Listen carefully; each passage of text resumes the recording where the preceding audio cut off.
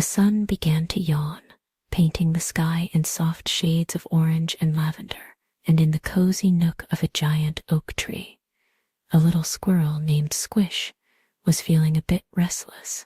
She looked out at the whispering woods and wondered what gentle adventures the evening might bring. Just then, she heard a soft rustling.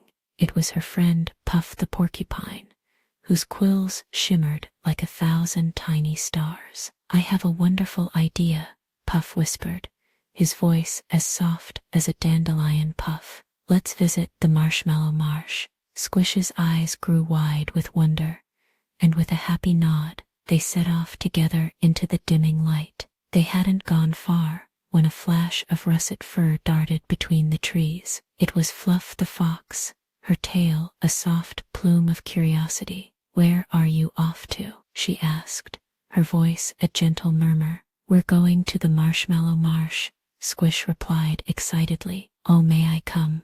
Fluff asked. "It's the most peaceful place for stargazing." And so the three friends continued on their way, their footsteps quiet on the mossy path. As the first fireflies began to blink their tiny lanterns around them, the air began to change, becoming sweeter and softer, carrying the faintest smell of vanilla and sugar. The trees thinned, and before them lay the most magical sight. It was the Marshmallow Marsh, a field of fluffy, pillowy marshmallows, as far as the eye could see. They weren't sticky, but soft and cool, and they glowed with a gentle milky light. The friends stepped onto the marsh, and their feet sank just a little into the soft sweetness, making no sound at all. Tiny, shimmering marsh sprites, no bigger than bumblebees, floated up from the marshmallows. They danced around the friends, leaving tiny trails of sparkling dust that smelled like honey and dreams. One landed gently on Puff's nose,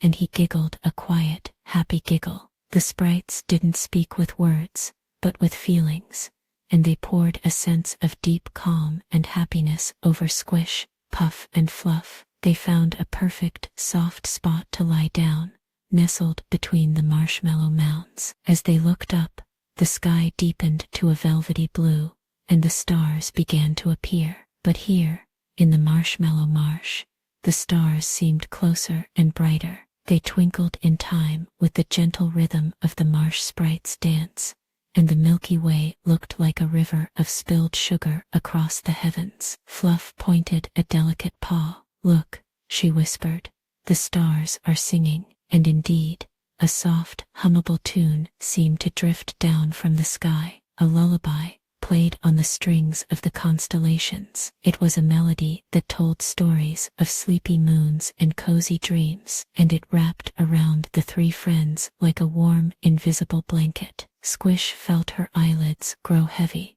Puff gave a contented sigh, his starry quills seeming to glow even brighter. Fluff curled her fluffy tail around them all, a perfect pillow of warmth. They were safe, they were together, and they were surrounded by more sweetness and wonder than they had ever known. The marsh sprites settled on the marshmallows around them, their light dimming to a soft pulse, like a heartbeat. And as the starry lullaby continued to drift down from the sky, the three friends felt themselves drifting too, drifting on a soft cloud of marshmallow dreams. Their breathing slowed, their minds grew quiet, and they slipped into the most peaceful and deep sleep, cradled by the magic of the marsh, and knowing that tomorrow would bring another sweet adventure. So now, you can close your eyes too, and imagine your own soft, sweet marshmallow cloud, and drift away to dreamland. Good night.